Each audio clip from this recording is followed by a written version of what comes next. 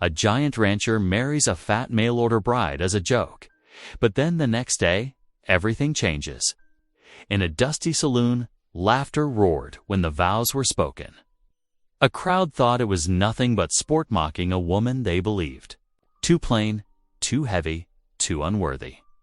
But by dawn, she's in his home, cooking, praying, and winning the heart of a lonely child. What began as cruelty turns into something no one in town expected. The rancher sees strength he never thought possible, and the town's sneers turn to rage when her dignity threatens their power. A crooked judge, a rival rancher, a marriage mocked as a sham now holds the key to land, water, and honor. Thunder of hooves, whispers in the church, a courtroom on edge. Will this hardened rancher stand up and claim his bride as his true wife? 4. Lose her forever to shame and betrayal. Before we begin, share a piece of your world in the comments, your city, your energy. It's a powerful thing, being part of something bigger than ourselves. The late afternoon sun cast long shadows through the grimy windows of Dry Creek's only saloon. Inside, tobacco smoke hung thick in the air as card players hunched over their hands. The clink of glasses and low murmur of voices filled the room, broken occasionally by bursts of rough laughter. Boone McCollister's massive frame dominated his corner of the card table. His weathered hands, cracked from years of ranch work, held the playing cards like fragile things. He kept his expression carefully blank as he studied his hand, ignoring the usual ribbing from his fellow players. "Say, Boone," drawled Ted Wilson, a ranch hand with a crooked grin. "Ain't you tired of eating your own cooking yet? Even a giant like you needs a woman's touch around the place." Several men chuckled. Boone laid down his cards with deliberate. "Reckon my cooking suits me fine," he said flatly. But his jaw tightened at the familiar taunts. The batwing doors suddenly burst open, letting in a shaft of bright sunlight along with the sound of horses and creaking wagon wheels. The afternoon stage had arrived. Through the doors came a woman unlike any Dry Creek had seen before. She was pleasantly plump, dressed in a neat traveling suit that spoke of Eastern refinement. Her brown hair was swept up properly under a modest hat, and she carried herself with quiet dignity despite the dust of travel. "Well, would you look at that?" someone whispered loudly. "Must be one of them mail-order brides." The woman, Ava Dawson by name, stood uncertainly in the doorway, clutching her small handbag. Her eyes took in the rough crowd with barely concealed apprehension. "Ma'am," the bartender called out, "you looking for someone in particular?" Before she could answer, several cowhands had already started in with their comments. "She sure brought plenty of herself out west." One called out, triggering cruel laughter, "Bet she ate well in St. Louis." Another added Boone watched as. The woman's cheeks flushed pink, but she held her head high. Something in her quiet dignity stirred an uncomfortable feeling in his chest. Ted Wilson's eyes lit up with malicious inspiration. "Say, boys, I reckon we got ourselves a perfect match. Right here." He jerked his thumb toward Boone. "Our giant needs a properly sized wife, don't he?" The suggestion sparked immediate enthusiasm among the crowd. Men began to whoop and holler, some pounding their fists on tables. "Marriage, marriage." They started. Chanting, Boone felt his face grow hot with anger and embarrassment. He started to rise, meaning to put an end to this foolishness, but hands pushed him back down. "Don't be shy now, big fellow." Someone shouted, "Here's your chance." Before he knew what was happening, the crowd had surrounded Ava Dawson, a T. Despite her protests, they guided her firmly toward Boone's table. Her face was scarlet now, but she didn't struggle or cry out, just kept that same quiet dignity that made Boone's stomach twist with shame. "Preacher Jones is right outside," Ted announced triumphantly. "I'll fetch him." The elderly preacher was indeed brought in, blinking in confusion at the boisterous crowd. Someone had pressed a Bible into his hands. These two want to be married. Preacher, Ted explained with a wink. Right proper and legal-like. Boone found himself standing, Ava Dawson beside him. The whole thing had taken on an unstoppable momentum of its own. The preacher, not understanding it was meant as a cruel joke, smiled benevolently at what he assumed was a happy couple. "Dearly beloved," he began in his quavering voice. Boone could have stopped it, should have stopped it. But the faces around him were eager, expectant. His pride, always his weakness, wouldn't let him back down from what they saw as a dare. Besides, he told himself, it wasn't real. Just a joke to laugh about later. The ceremony proceeded with suspicious speed when asked if he took this woman.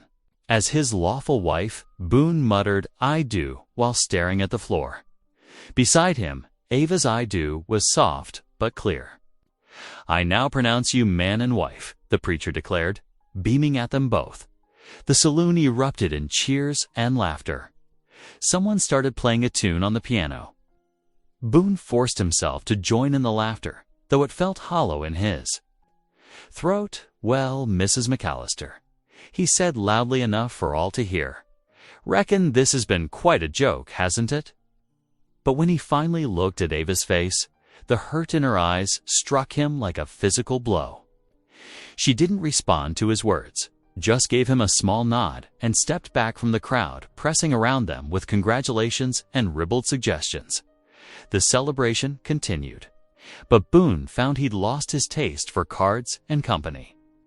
As the sun began to set, he made his excuses and headed for his horse. The night air was cool and clean after the stuffiness of the saloon. Stars were just beginning to appear in the darkening sky as Boone mounted up and pointed his horse toward home. The steady rhythm of hoofbeats usually calmed him. But tonight his thoughts were as restless as wind-blown tumbleweeds. He told himself it didn't matter. The marriage wasn't real, couldn't be real. It was just a joke played out in a saloon. Nothing more. But deep inside, where he tried never to look too closely, he knew better. He'd participated in humiliating an innocent woman who'd done nothing to deserve such treatment. Real or not, legal or not, he'd used her dignity as a prop for his pride. The stars multiplied overhead as he rode, their cold light offering no answers. His horse's hooves kicked up small clouds of dust that drifted away on the night breeze, like the last chances for an honorable solution drifting beyond his reach. When the lights of his ranch house finally appeared in the distance, Boone was no closer to peace than when he'd started his ride. He'd gone to town that morning, a respected rancher, secure in his solitary life. He was returning as, what? A husband? A coward? A fool? The questions chased themselves around his mind like coyotes after prey. The only thing he knew for certain was that sleep would be long in coming tonight, and tomorrow's sun would rise on a world that had shifted beneath his feet in ways he wasn't ready to face. The first rays of sunlight crept over the Wyoming hills, painting the sky in streaks of pink and gold. Boone McAllister sat on the edge of his bed, his head throbbing from too much whiskey and too little sleep. The events of the previous night felt like a bad dream. The saloon, the crowds taunting, and that mockery of a wedding. He splashed cold water on his face from the wash basin, the shock helping to clear his mind. No sense dwelling on it, he told himself. It wasn't a real marriage, just a foolish joke that would be forgotten soon enough. The familiar morning sounds of his ranch drifted through the window. Roosters crowing, cattle lowing in the distance, and the clatter of Ma Eunice starting breakfast. In the kitchen, everything was normal. Everything was just as it should be. But as Boone descended the stairs, he heard something that didn't belong. Voices, women's voices. His steps quickened. There in his kitchen stood Ava Dawson, as real as daylight.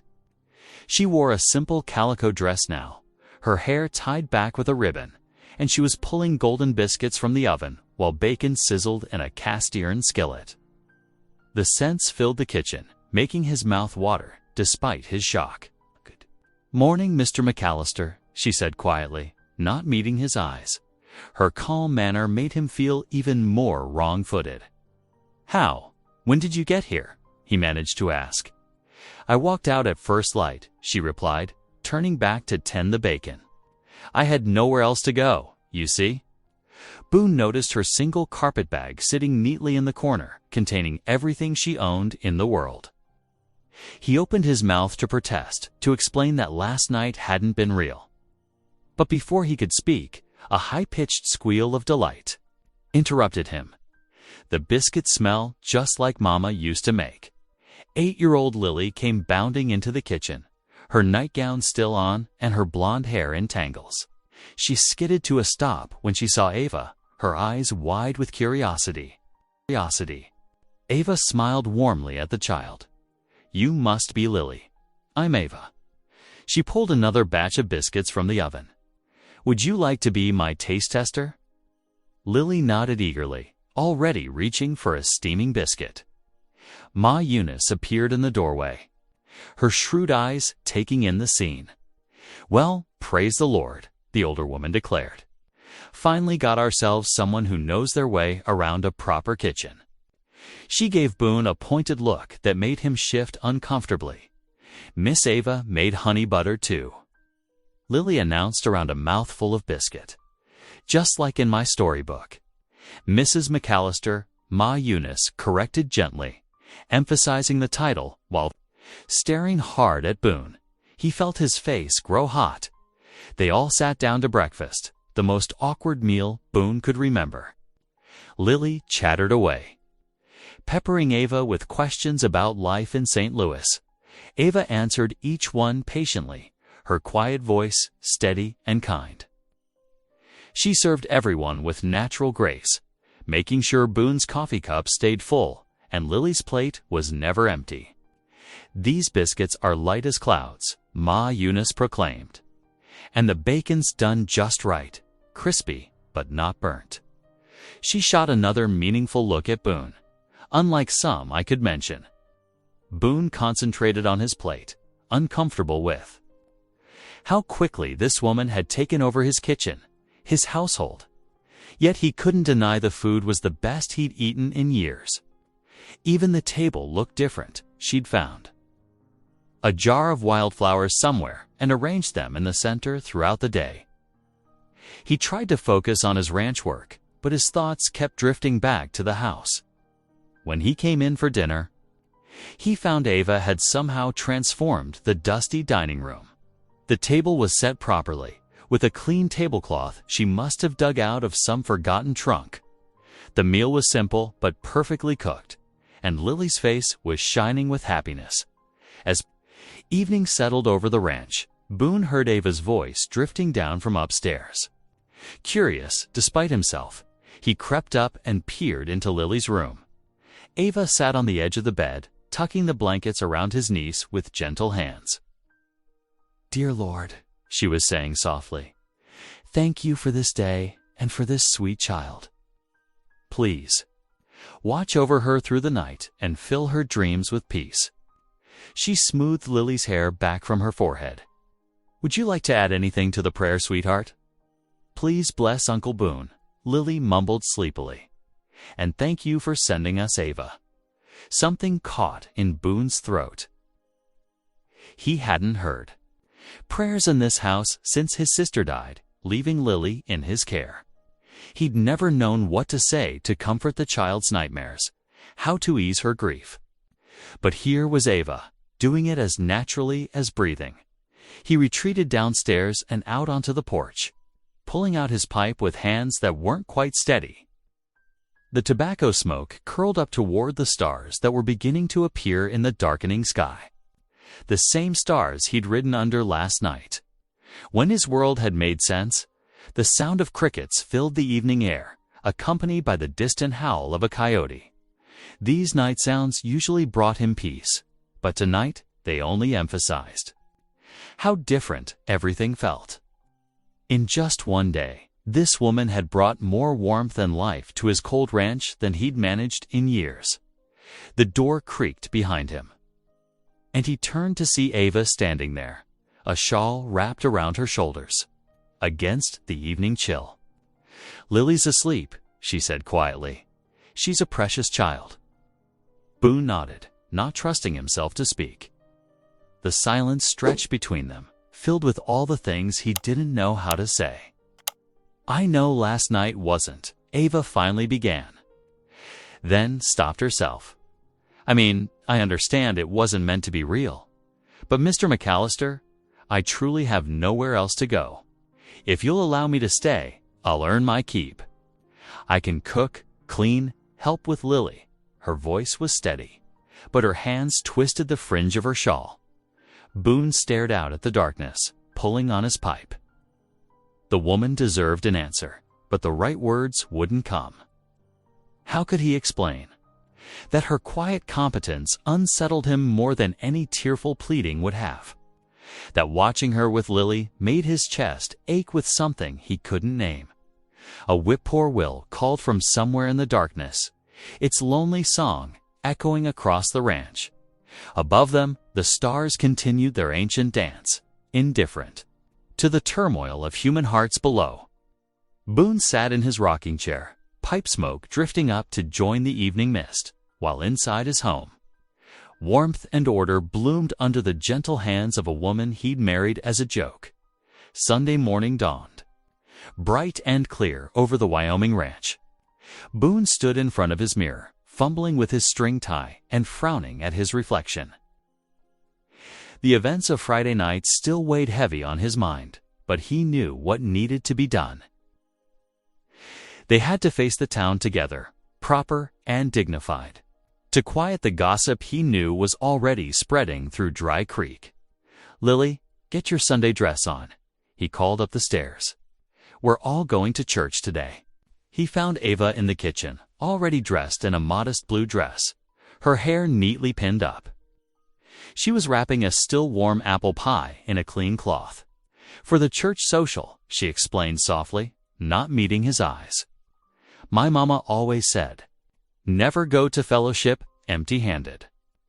Boone nodded gruffly, struck by how natural she looked in his kitchen, as if she'd always been there.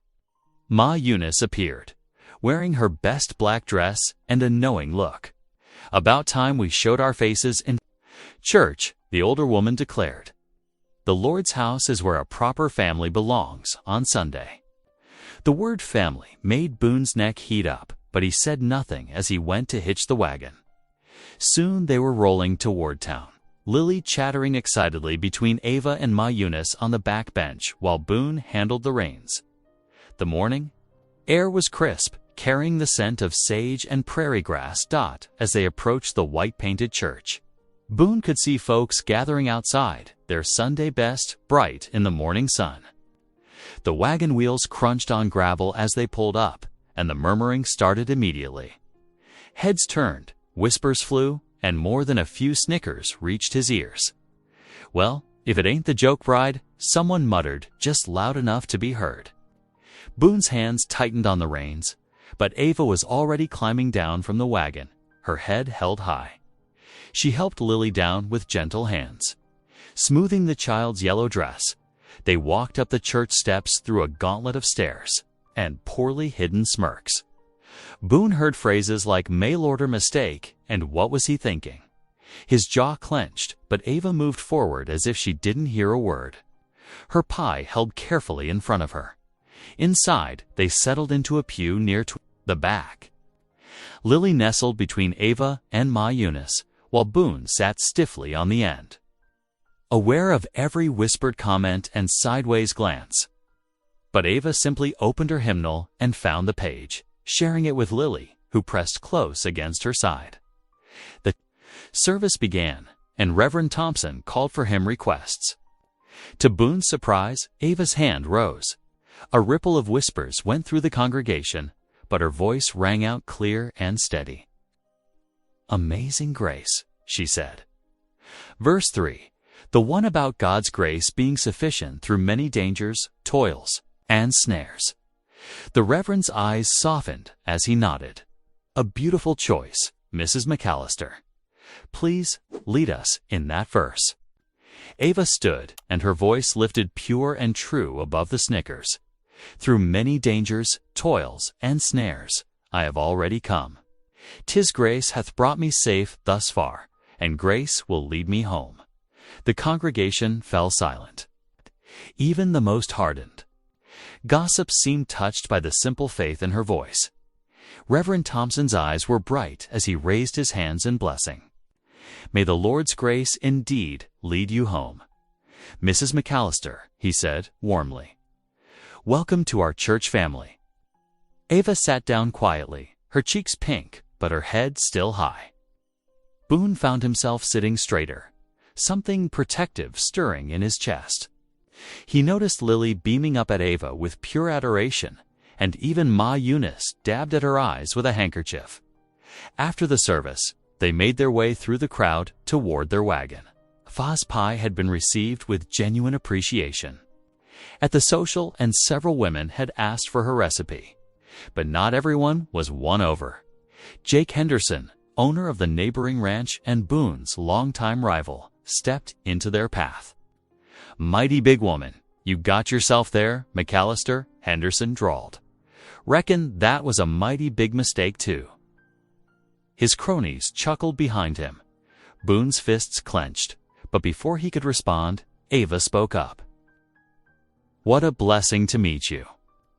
"Mr. Henderson," she said calmly, "I'll be sure to pray for whatever's troubling your heart so deeply."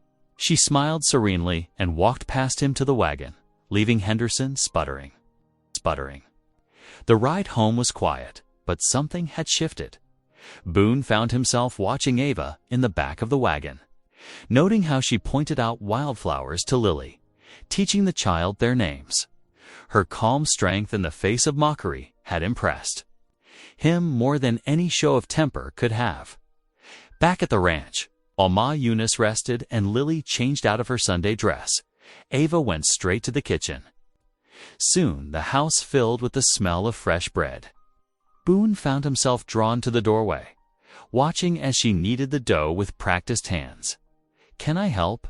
Lily asked, appearing beside him in her everyday dress. "Of course, sweetheart," Ava smiled. "Come wash your hands, and I'll show you how to shape the loaves."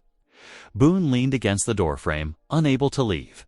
There was something mesmerizing about Ava's sure movements, the way she guided Lily's. Smaller hands, the peace that seemed to flow from her presence. Flour dusted her cheeks, and a few strands of hair had escaped her neat bun, but she looked right. Like she belonged there. The afternoon sun slanted through the windows, turning the kitchen golden. Lily's laughter rang out as Ava showed her how to punch down the risen dough. And the sound wrapped around Boone's heart like a warm blanket. He couldn't remember the last time his home had felt so alive. This woman was no accident, he realized. With sudden clarity, she wasn't just some impulse decision made in a saloon. She was something else entirely, a presence as solid and real as the bread rising on his kitchen counter. As nurturing as the hymn she'd sung in church, as dignified as her quiet response to mockery. And he had no idea what to do about that. The days flowed like honey at the McAllister Ranch, sweet and steady under Ava's gentle influence. The morning sun found her in the kitchen before dawn, stoking the cook stove and rolling out biscuits while coffee percolated in the big blue enamel pot. By the time the ranch hands stumbled in for breakfast, the kitchen glowed with warmth and good smells. Miss Ava, Big Pete, the oldest hand, would say, removing his hat, "Them biscuits smell like heaven itself." The other men would nod, suddenly remembering their manners in her presence. She'd smile and gesture to the wash basin. "Wash up first, gentlemen. Breakfast tastes better with clean hands."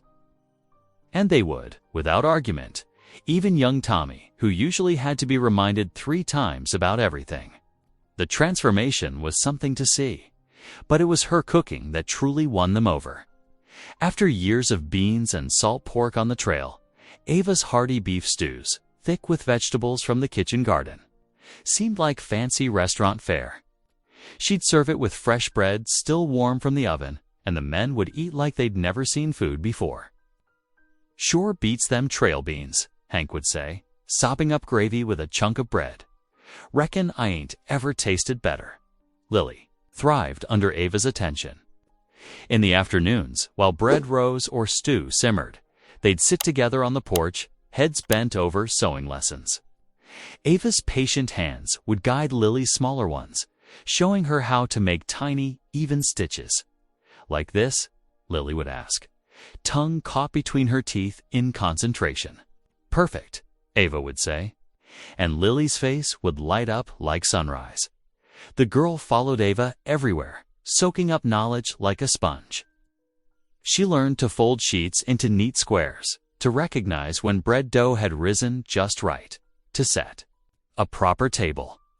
But more than that, she learned to smile again, to laugh out loud, to sing hymns while she worked.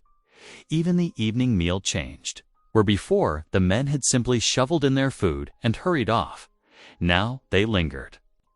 Ava had instituted the practice of saying grace, and something about her gentle presence made even the roughest cowboy bow his head respectfully. "Dear Lord," she'd say softly, "we thank you for this food and the hands that worked to bring it to our table. Bless this ranch and all who dwell here. Amen." "Amen," the men would echo, and their voices would be reverent. Boone watched all this from the edges, like a man standing outside a warm house, looking in through the windows. He saw how his ranch was changing, becoming something softer, more civilized. He heard the men talking in the bunkhouse about how different everything felt, how much better, but shame gnawed at him like a coyote at old bones. Every time Ava served him with a quiet smile, every time she asked his opinion on household matters as a proper wife should, he remembered the saloon, remembered laughing as the preacher spoke the words that bound them together, remembered treating their marriage like a joke.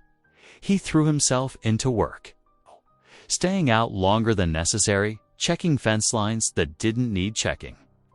But he couldn't escape the changes. They were there in the fresh curtains at the windows, in the smell of soap and fresh bread that had replaced the old bachelor staleness, in the sound of Lily's laughter floating across the yard. One evening, after supper had been cleared away and the hands had retired to the bunkhouse, Boone stood by the corral. The setting sun painted the sky in shades of purple and gold, while crickets chirped their evening song.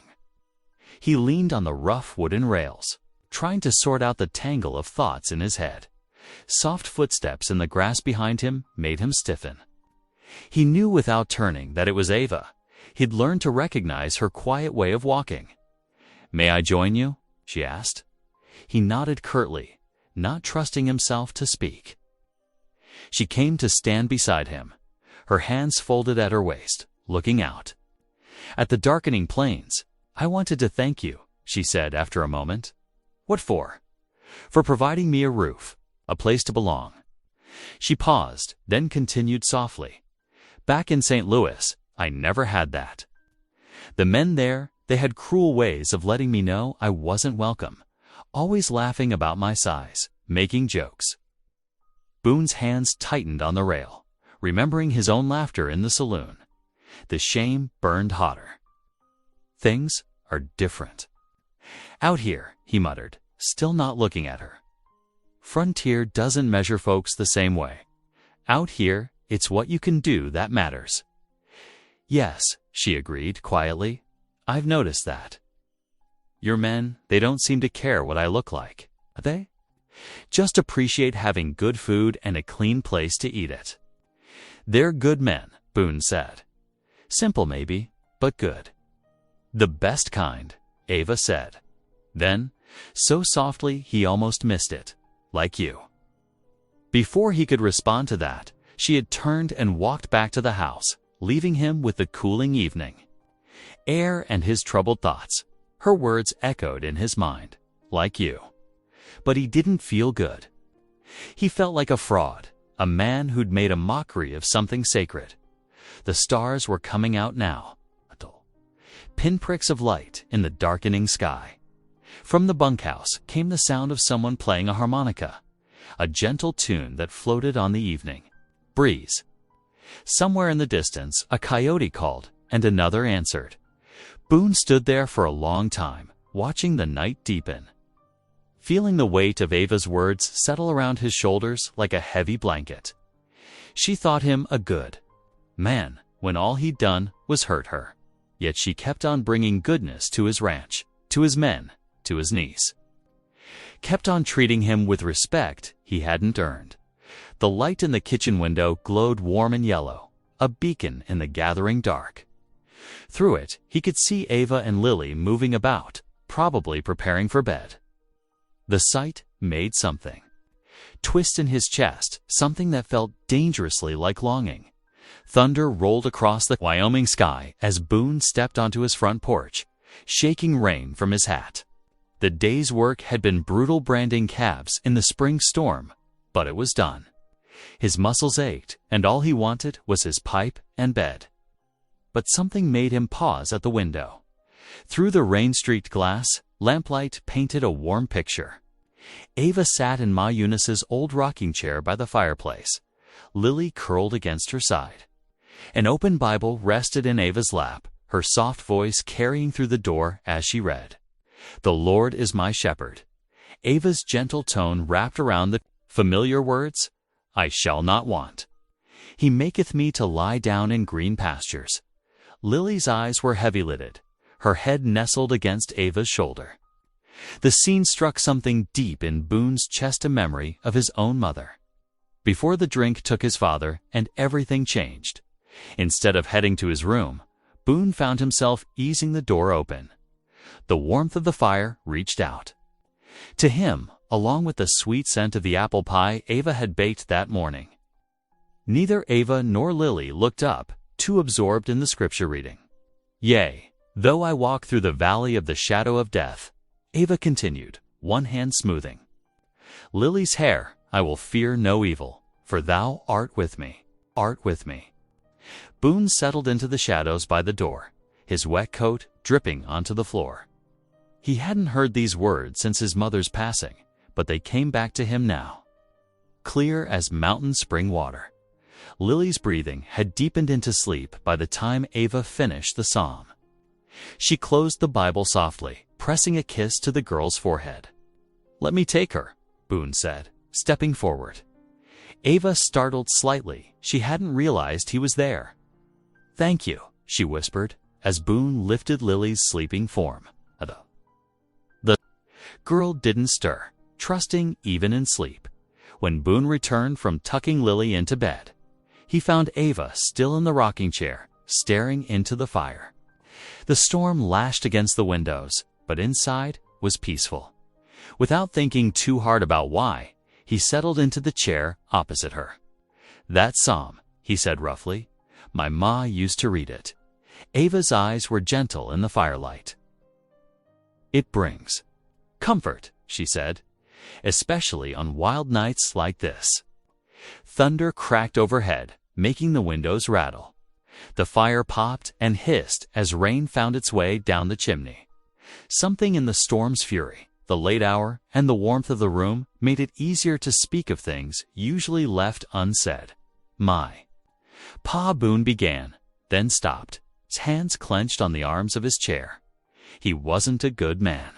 The drink owned him, made him mean, especially to women. The words came harder now. "Sometimes I reckon I might turn out just like him." Ava was silent for a long moment, the firelight playing across her face. "Is that why you stay so distant?" she asked softly. "Fear of becoming him?" Boone nodded, throat tight. "Seen. Too many men follow their father's paths out here, like poison in the blood." "But you're not him," Ava said with quiet certainty. "I've watched you with Lily, with your men. There's not a cruel bone in your body, Boone McAllister," he snorted. "Tell that to the woman I married as a joke in a saloon. Would you like to? Know why I came west? Ava's voice was steady, though her hands twisted in her lap. When Boone nodded, she continued, "In St. Louis, I was nothing but a source of amusement. Too plain, too plump, too proper. Men would court me as a jest, make bets about it." She took a deep breath. "But I never stopped believing God had a purpose for me. Even when the mail-order bride service sent me here, even in that saloon, even..." When I laughed, Boone's voice was harsh with self-loathing. "Even then," she said simply. "Because God doesn't make mistakes, Boone. Not with me, not with you. We're all His children, even those of us who think we're beyond redemption." Rain drummed on the roof, filling the silence that followed. Boone stared into the fire, letting her words sink in. He'd expected tears when he'd married her, expected weakness. Instead, he'd found steel wrapped in softness, faith stronger than mockery. "How do you do it?" he asked, finally. "Keep your faith so strong, even when folks treat you cruel." Ava smiled, a real smile that transformed her face. "Because I know who I am in God's eyes, and He's never failed me yet." She leaned forward, her voice earnest. "The same goes for you, Boone. You're not your father. You're a man who took in an orphaned niece, who runs an honest ranch, who treats his hands like family." Something warm and unexpected bloomed in Boone's chest.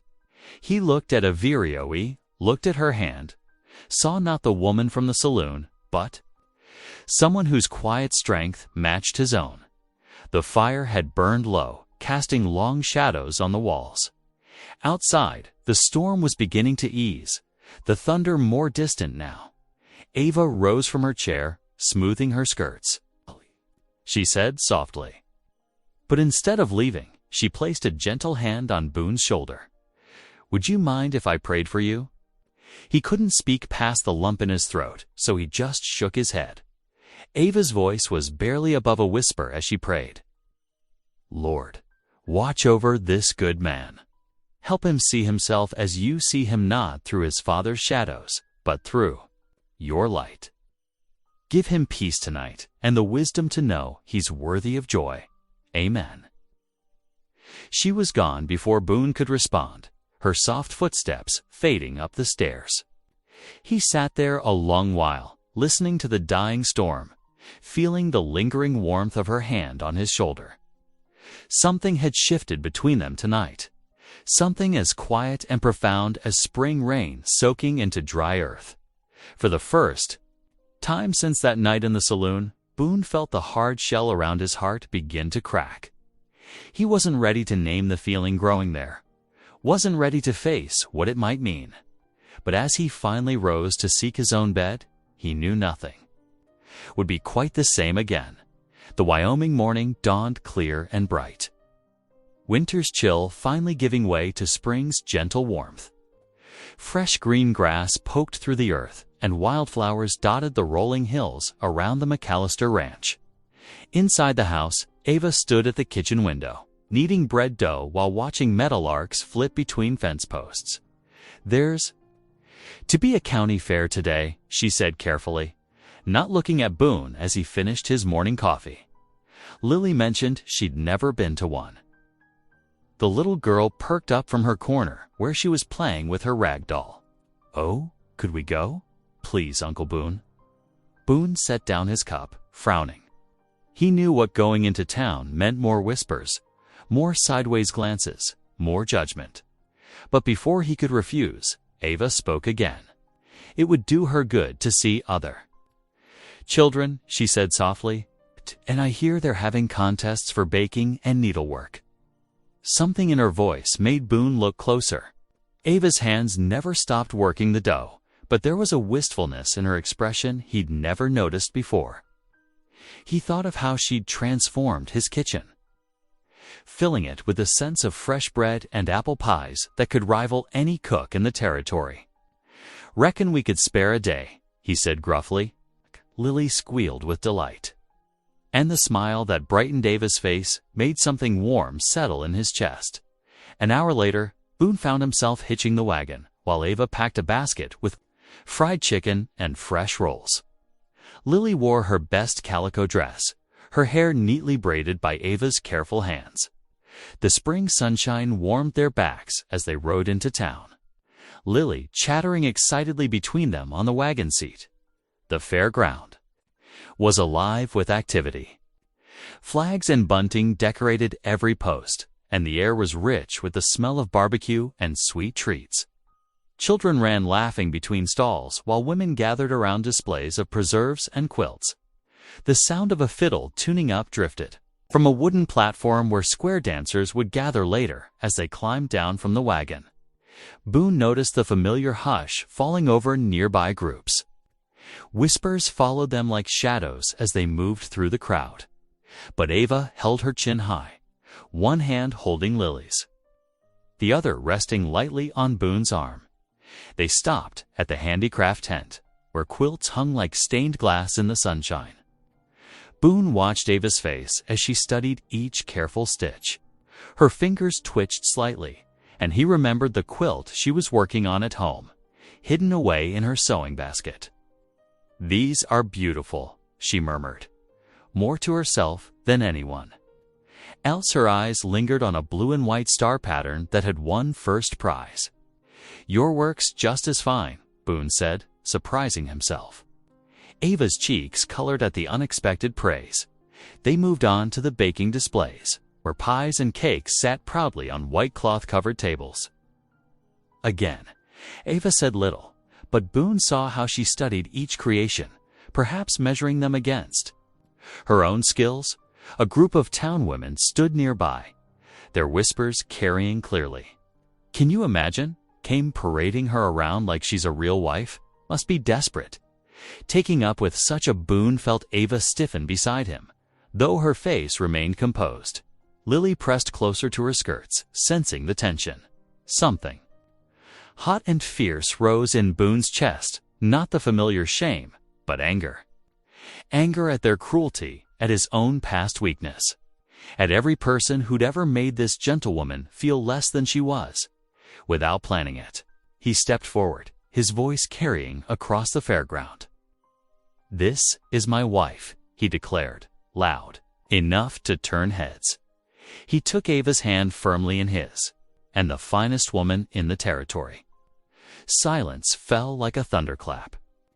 Ava's eyes went wide, meeting his in surprise. The fiddle struck up a lively tune, calling couples to dance. "Mrs. McAllister," Boone said formally, though his eyes were soft. "Would you care to dance?" Her hand trembled slightly in his as he led her to the wooden platform. Other couples made way, watching with undisguised curiosity as Boone drew Ava into position. The caller's voice rang out, and they began to move. At first, Ava was stiff with nervousness, but as they turned and stepped together, something magical happened. Her movements became more confident, more graceful. When Boone swung her around, her skirts swirling, a laugh bubbled up from her throat, bright and free and beautiful. Lily clapped from the sidelines, her face shining. "Look at Mama Ava dance," she called out proudly, and Boone's heart swelled at the name. As they moved through the figures of the dance, Boone found himself grinning. Ava's joy was infectious, her cheeks flushed pink, her eyes sparkling. She fit perfectly in his arms, as if she'd always belonged there. For the first time, he didn't care who was watching or what they thought. This was his wife, not a joke, not a mistake, but a blessing he'd been too blind to see. The music swirled around them, sweet as spring honey. Other couples joined the dance, but Boone saw only Ava. She was radiant, every movement full of grace and life. He'd never seen her so happy, so free. This was the woman who'd been hiding behind quiet dignity all these months strong. Joyful and absolutely beautiful. When the dance ended, they stood, catching their breath, hands still clasped. The watching crowd had softened, some even smiling.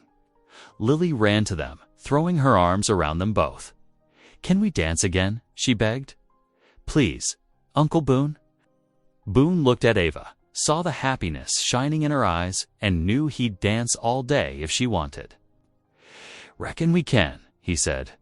And Ava's answering smile was brighter than the spring sunshine overhead. Golden days stretched into weeks at the McAllister Ranch, each sunrise bringing new rhythms to their shared life. The morning after the county fair dawned particularly sweet, with spring settling firmly across the Wyoming territory. Dew sparkled on the grass as Ava stepped onto the back porch, drawing in the fresh morning air. Inside, she found Boone already at the kitchen table, his bulk making the wooden chair seem small. Without a word, she poured his coffee, adding the touch of cream she'd learned he preferred. Their fingers brushed as she handed him the cup, and neither pulled away quite as quickly as before. "Much obliged," he murmured, his voice still rough. With sleep, the quiet of their morning routine wrapped around them like a warm blanket. Ava moved about the kitchen, the soft swish of her skirts and the crack of eggs the only sounds. When she set a plate of golden biscuits and crisp bacon before him, Boone's eyes followed her movements with a new awareness. "Reckon the north fence needs mending today," he said, breaking their comfortable silence. "Storm last week knocked down some posts." Ava nodded, settling across from him with her own plate. "I'll pack you extra biscuits then. Hard work needs proper fuel." Their eyes met over steaming coffee cups, and something warm flickered between them before they both looked away. These morning moments had become precious to them, both a time when the world was still and simple. Before the day's demands began, as the sun climbed higher, life stirred throughout the ranch. Ranch hands filed in for their breakfast, removing their hats respectfully when Ava served them. She'd earned their loyalty with hearty meals and kind words, and even the roughest among them showed it in small ways, wiping their boots carefully, speaking more gently in her presence. After the men headed out to work, Ava found Lily in the parlor, already waiting with her slate and primer. The little girl had blossomed under Ava's care, her once shy smiles now coming easily and often. "Time for your letters, dear heart," Ava said, settling beside her on the settee. Lily snuggled close, the familiar scent of lavender water and fresh-baked bread clinging to Ava's dress. "Can we practice writing family today?" Lily asked, her small fingers already gripping the chalk. Ava's heart squeezed with tenderness. "Of course we can, sweetheart." Through the window, they could see Boone and his men riding out to the north pasture, tools strapped to their saddles. Lily waved, and Boone raised his hand in return, his eyes lingering on the pair of them framed in the morning light. The day passed in peaceful industry. While Boone and his crew repaired the storm damage, Ava guided Lily through her lessons. The little girl's tongue poked out in concentration as she carefully formed each letter, determination shining in her eyes.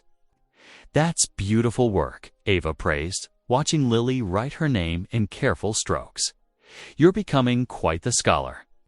As afternoon shadows lengthened, the men returned, dusty and tired. Ava had supper waiting, a hearty stew that had simmered all day, filling the house with savory warmth.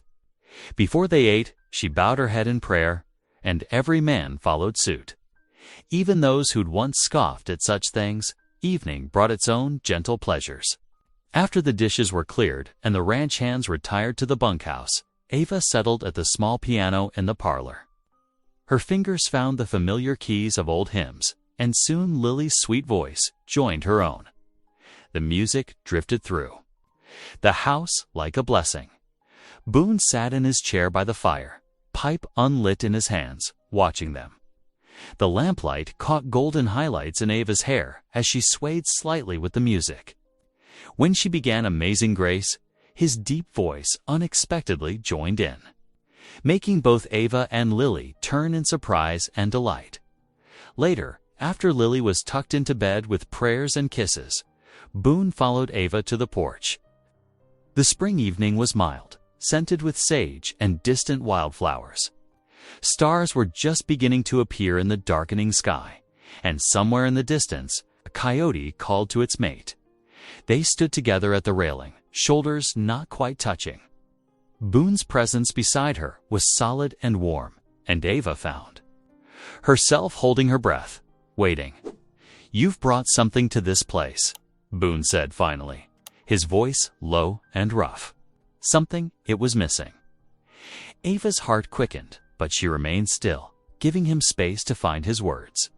"Lily, she smiles more now, laughs like she used to, before my sister."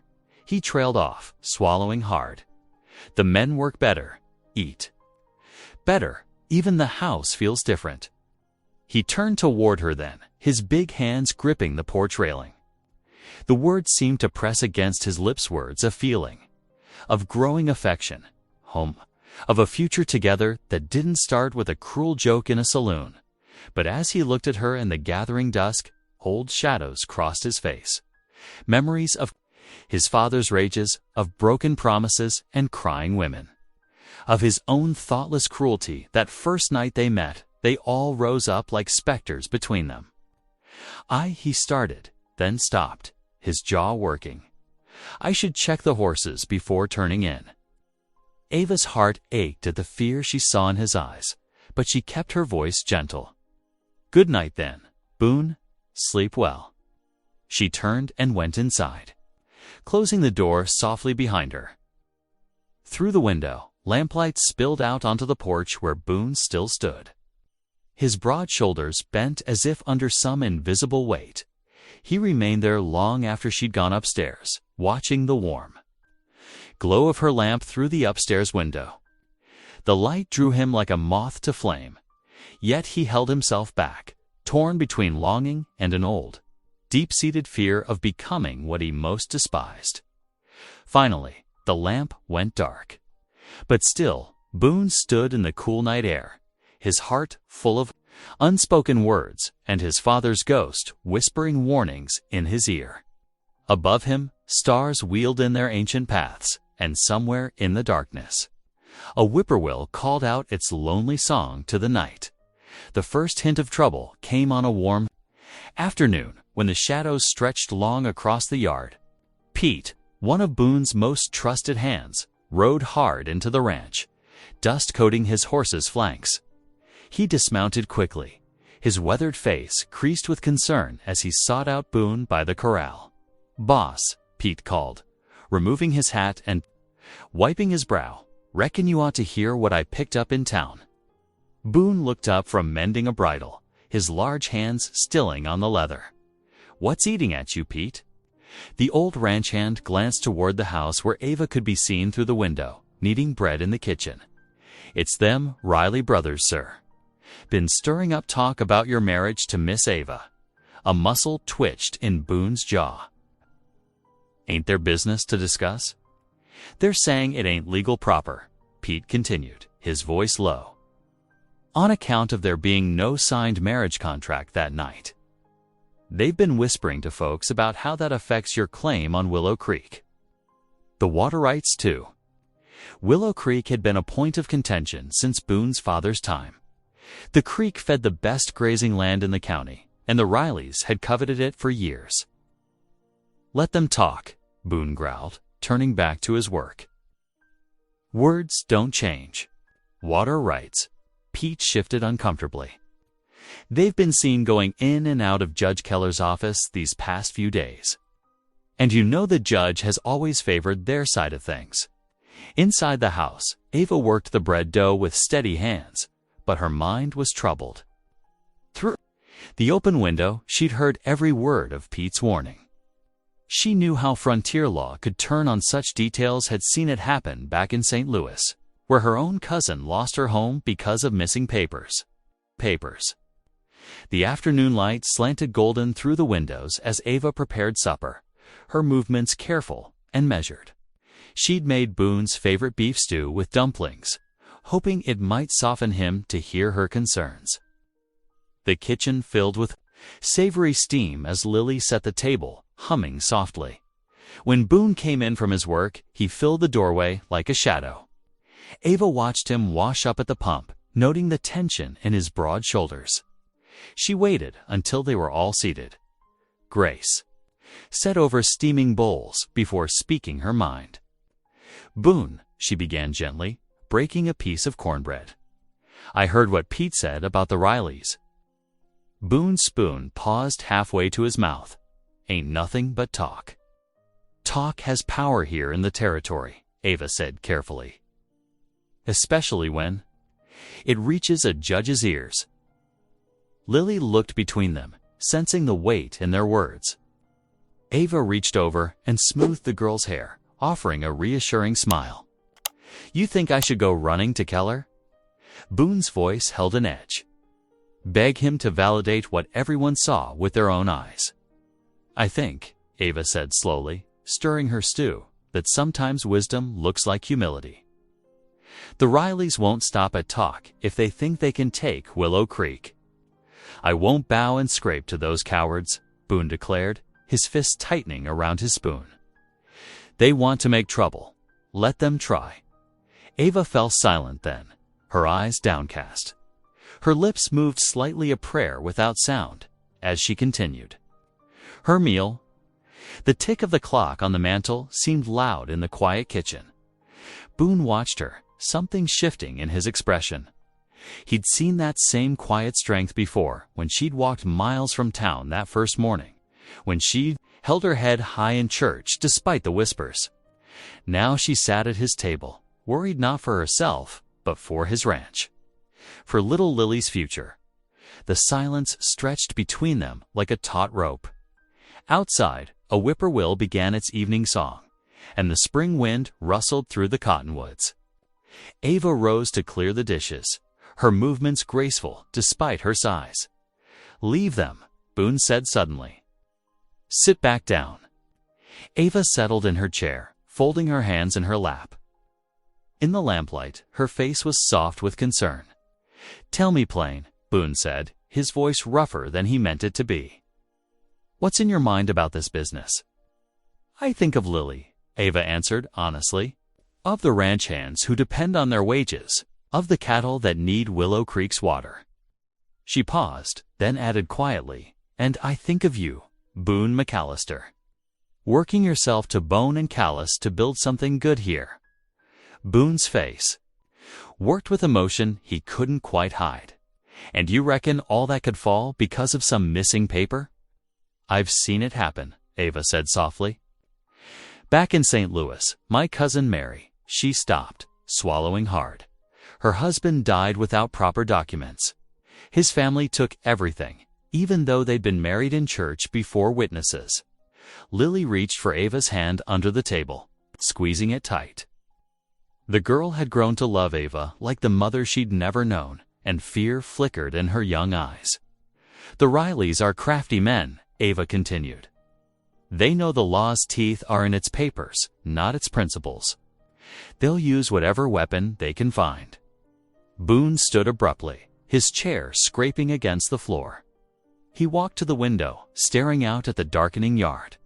The last light caught his reflection in the glass. A big man, strong in body, but wrestling with his pride.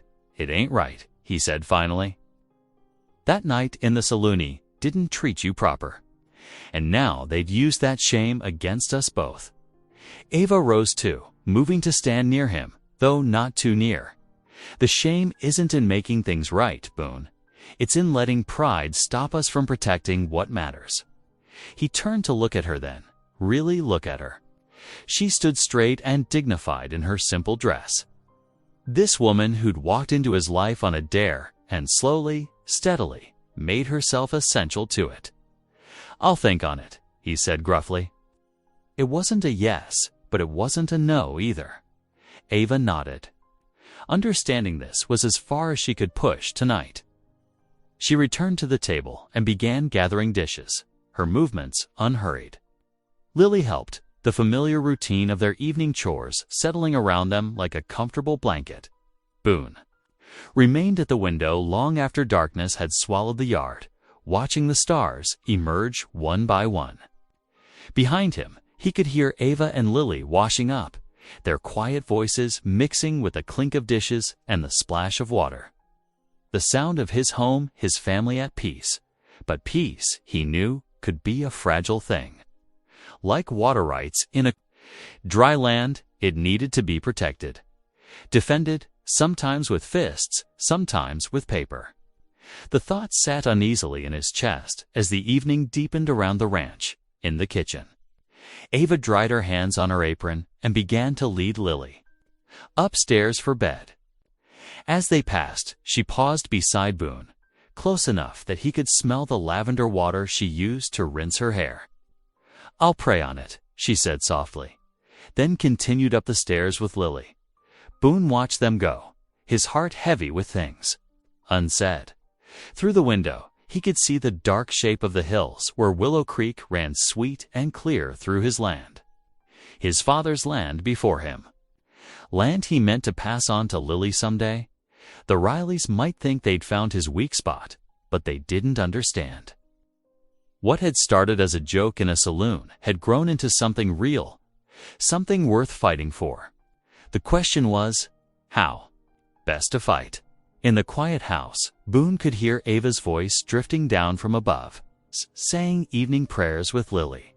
Her steady faith had become as much a part of the ranch as the creek itself. He found himself listening, drawing strength from the simple words, even as his mind turned over the trouble brewing on his horizon. The telegram's arrival broke the morning peace like thunder. Pete, the youngest ranch hand, rode hard up the drive, kicking dust in his wake. He found Boone by the corral, the yellow paper trembling in his outstretched hand. From the courthouse, Boss Pete said, still breathless. Marked urgent. Boone's face darkened as he read. His massive shoulders tensed, and the paper crumpled in his fist. Without a word, he strode toward the house where Ava stood in the doorway. Wiping her hands on her apron, the Rileys filed their claim, he said roughly. Judge wants us in town today. Ava's face paled, but she nodded steadily. I'll get Lily ready for the ride. The wagon ride into town was silent, save for the creak, of leather and wooden wheels. Lily sat between them on the bench, sensing the tension. Ava kept one arm around the child, her other hand clutching her Bible. Boone's jaw remained set, his eyes fixed on the dusty road ahead. Dry Creek's courthouse stood proud on the town square, its whitewashed boards gleaming in the morning sun. As they climbed down from the wagon, Ava straightened her best dress, the blue cotton she'd worn to church. Boone offered his arm automatically, then seemed to remember himself and pulled back. The hurt flickered across Ava's face for just a moment before she smoothed her expression. Inside, the courtroom buzzed with whispers. It seemed half the town had turned out for the hearing. The Riley sat smugly in the front row, Jed's weasel, face twisted in a smirk. Judge Keller presided from his raised desk, his expression unreadable beneath bushy brows. This hearing concerns water rights to Willow Creek, the judge announced, his voice carrying to the rafters. The Riley brothers contest Mr. McCollister's claim, citing irregularities in his domestic situation. Titters rippled through the crowd. Ava sat perfectly still, her hands folded in her lap. Lily pressed closer to her side. Jed Riley's lawyer. Rose, a city man in a fancy coat. Your Honor, we contend that Mr. McCollister's supposed marriage to Miss Dawson was nothing more than a drunken jest. Witnesses from the Silver Dollar Saloon will testify that the whole affair was treated as a joke-a-dare among cowhands. Without a valid marriage contract, the woman cannot be considered his legal wife, nor can she testify regarding his water rights. That's a lie. Boone surged to his feet, his voice thundering.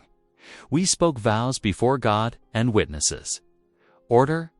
Judge Keller's gavel cracked. Mr. McCollister, control yourself or be removed. He turned to the lawyer. Continue. The territory's laws are clear. Your Honor, marriage requires proper intent and documentation. This arrangement has neither. Ava's face burned, but she held her head high. Beside her, Lily's small hand found hers and squeezed the judge leaf through some papers, though his movements seemed rehearsed. Indeed, the law requires more than mere words spoken in jest. Without proof of genuine intent or proper documentation, he paused, peering over his spectacles. I have no choice but to declare the marriage invalid for legal purposes. Furthermore, until proper ownership of Willow Creek can be established, all water rights are temporarily suspended. The crowd erupted in shocked murmurs. Saul Riley's laugh cut through the noise like a knife. Boone stood frozen, his face dark with rage and shame. Your Honor, Ava's clear voice rose above the chaos. Might I speak? You have no standing here, the judge said coldly. This court is adjourned. Boone stormed from the courthouse, his boots thundering on the wooden steps. Ava followed more slowly, guiding Lily through the whispering crowd. Outside, the sun seemed too bright, the world too sharp. The wagon ride home stretched endless and silent. Lily huddled against Ava, while Boone's knuckles showed white on the reins. The ranch house came into view just as evening painted the sky purple dot inside. Ava moved to light the lamps, but Boone's voice stopped her. Don't bother. Lily needs her supper, Ava said softly. I can warm up the stew from Ain't You Done Enough. Boone's words cracked like a whip in the darkening room. Look what your presence has brought me. My water rights stripped away. My name dragged through the mud. Everything I built, everything my father built, at risk because of some woman who showed up uninvited. Lily gasped, shrinking back. Ava stood very still in the shadows. I warned you about the papers, she said quietly. I begged you to speak to the judge weeks ago, and now you blame me. Boone advanced, his massive frame seeming to fill the room. I never asked for any of this, never asked for you to come here, making yourself at home, acting like you belonged. Stop. Lily's cry pierced the darkness. Don't be mean to Ava. She's good, she's kind, hush. Dear heart, Ava soothed, though her voice trembled. It's all right. She turned to Boone, and even in the dim light, her dignity showed clear. You're right. You never asked for me. I came because I had nowhere else to go, and you let me stay out of pity or pride or shame. But I won't stay where I'm not wanted. She moved through the darkness to the stairs, her steps sure despite her tears. They heard her moving above, gathering her things. Boone stood rooted, his anger draining away, leaving only a hollow ache. Lily ran to him, beating his leg with small fists. How could you? How could you be so mean? She loves us.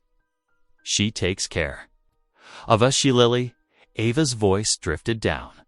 She stood at the top of the stairs, her carpetbag in hand, the same one she'd carried that first morning. Remember your prayers, little one.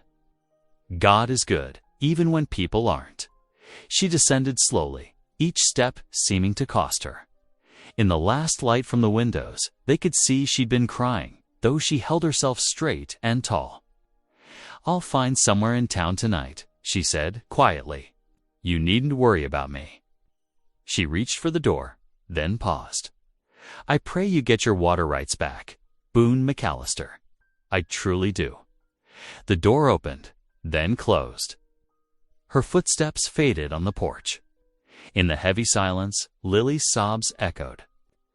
Through the darkened house, Boone stood motionless, staring at the door. The house already felt colder, emptier. Outside, the evening wind keened around the eaves, carrying away the last warmth of the day. Dawn crept over the Wyoming hills, painting the sky in watery shades of pink and gold. The ranch house stood, silent, its windows dark except for a single lamp burning in the kitchen.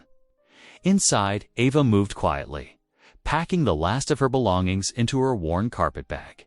Her fingers traced the familiar scratches on its leather surface marks from that long journey west, when hope had filled her heart. The coffee pot bubbled on the stove, its aroma a final comfort in what had been her kitchen.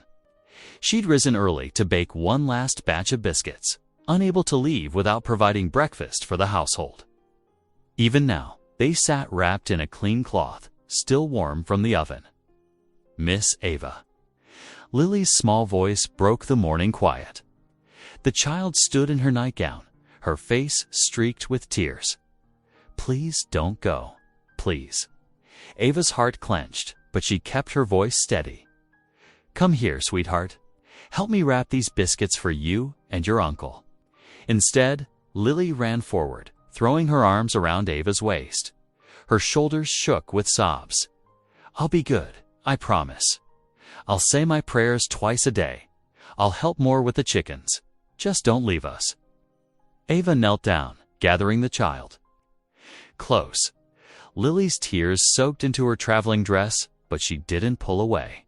Through the kitchen window, she could see Pete readying the wagon she'd asked him to prepare the night before. The sun was rising. Higher it was almost time. "Listen to me, precious girl," Ava whispered, smoothing Lily's tangled hair. "God has not forgotten you. He never will. Sometimes grown-ups make mistakes, but his love remains steady as the mountains. But who'll teach me my letters?" Lily hiccuped. "Who'll sing hymns with me? Who'll make Uncle Boone smile sometimes?" The questions pierced Ava's composure. She closed her eyes briefly, steadying herself. When she opened them, she saw Boone standing in the doorway, his massive frame filling the space. Their eyes met over. Lily's head, but he remained silent, his face unreadable in the dim light. "Your uncle will find someone to teach you," Ava said softly, though the words tasted bitter. "And you already know your favorite hymns by heart." As for making him smile, she glanced at Boone again, then quickly away. "That was never truly my place." Lily's fingers clutched at Ava's skirts as she stood. It is. You make everything better here. The house is warmer. The men are happier. Even the flowers grow prettier since you came." "Hush now," Ava soothed, though her voice trembled. She reached for her carpet bag, but Lily wrapped herself around it. "No, I won't let you take it. If you can't take your bag, you'll have to stay." Lily Boone's deep voice startled them both. He stepped forward, his boots heavy on the wooden floor. "I'll let go of Miss Ava's things." "No, you're being mean. You're making her leave because you're scared." Boone flinched as if struck. His hands clenched at his sides, but he said nothing. Ava gently unwound Lily's fingers from the bag. "Sometimes, dear heart, we have to accept what we cannot change. Your uncle," she swallowed hard. "Your uncle needs to decide some things for himself. No amount of clinging will make it right."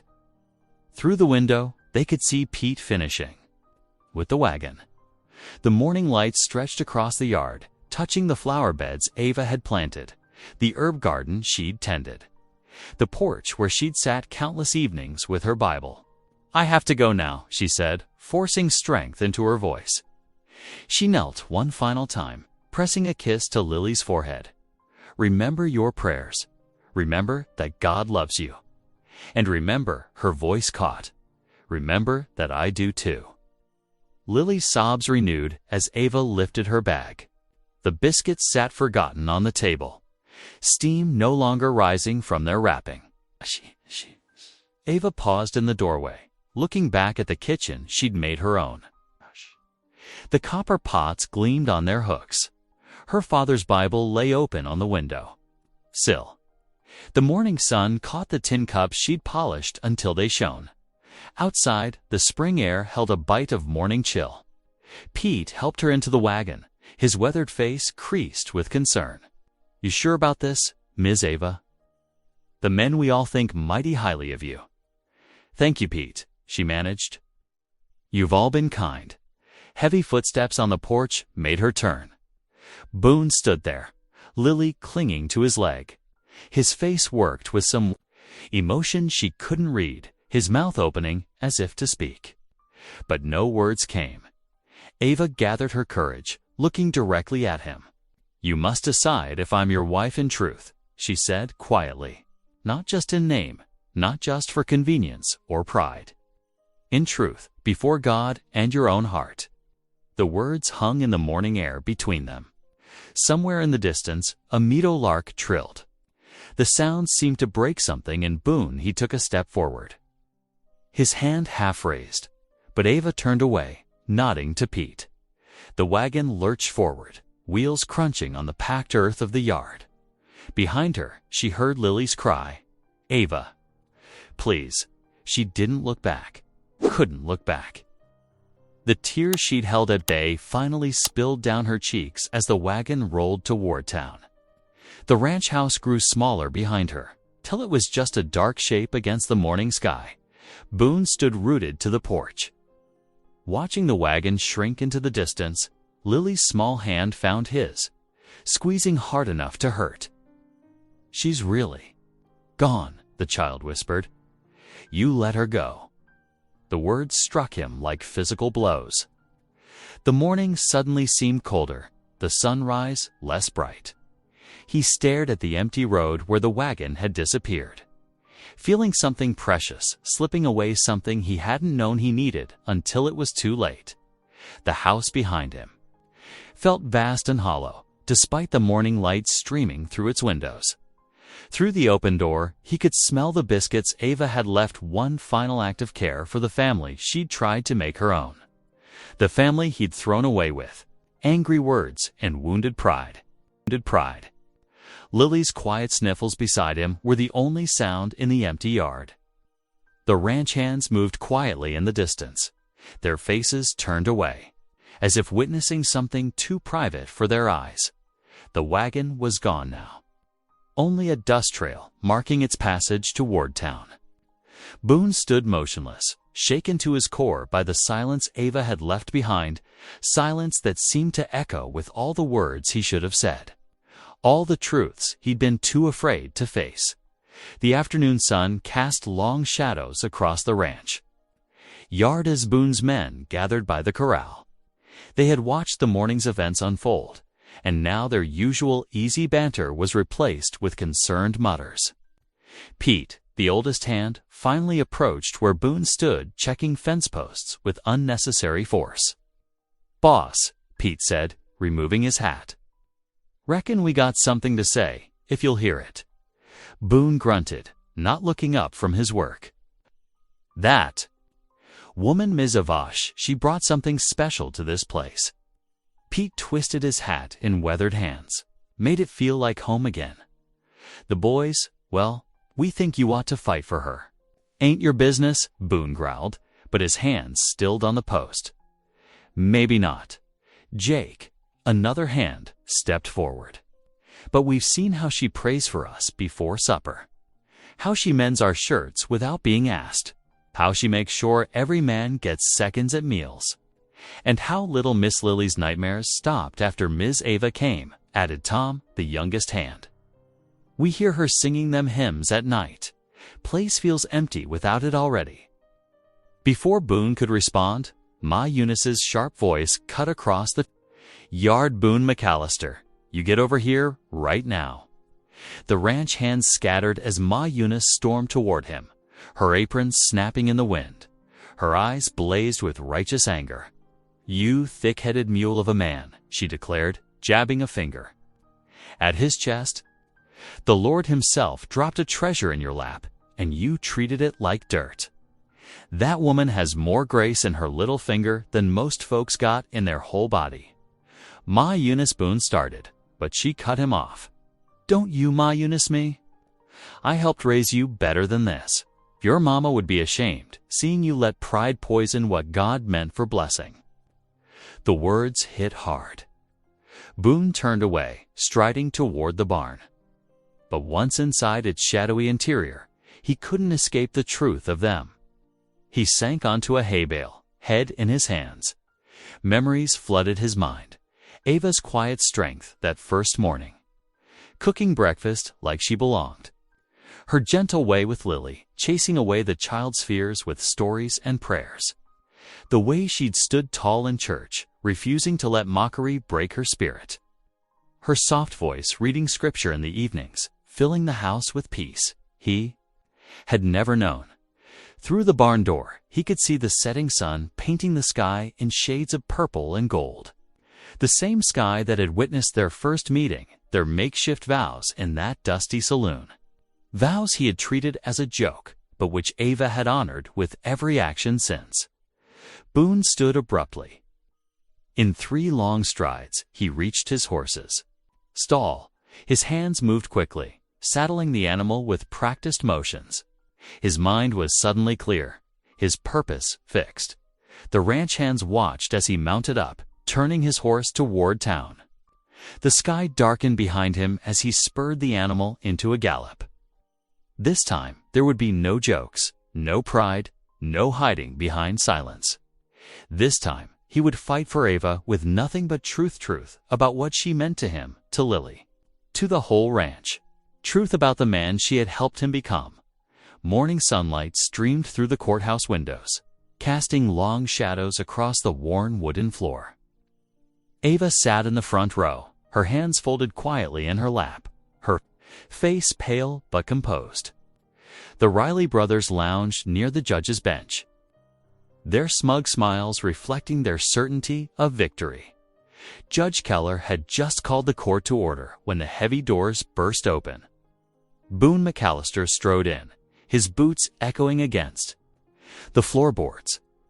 Townsfolk turned in their seats, murmuring at his unexpected entrance. "Your Honor," Boone's voice boomed through the chamber.